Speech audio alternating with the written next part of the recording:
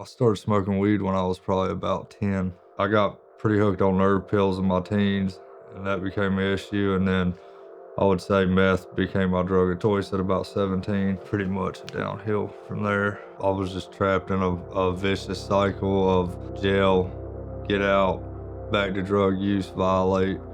Couldn't hold a job down, really couldn't function without drugs, you know. I think the longest clean time I had was like maybe a week at the most in between in and out of jail. I went to jail and man, I've done probably 6 years or better in and out on violation. Just had done a 9-month sentence, got out, violated, and went back. And actually I seen James Steensland and told me about this place, said it was a good place, that he had been here.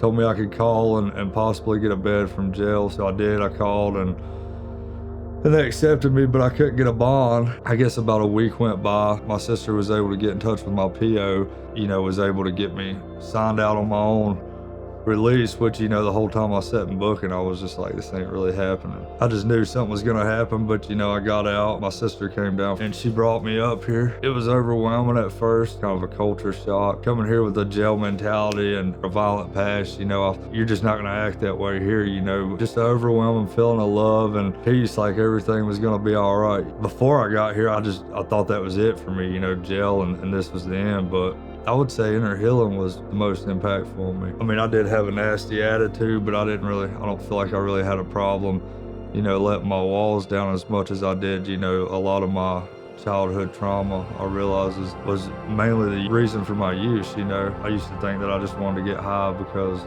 I wanted to get high, but I realized, that deep down we're burying something.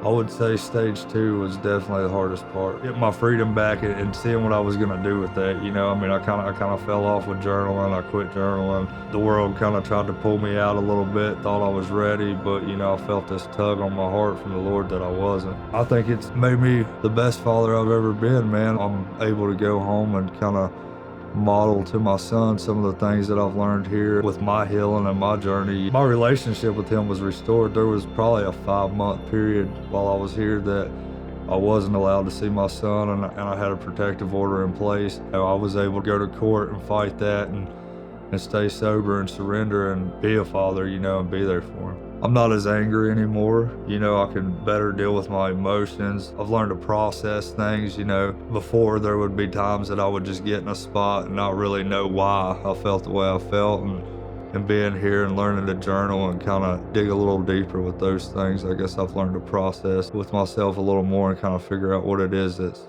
bothering me. If you would have told me that I would be sitting here 16 months ago, I would have probably looked at you and laughed.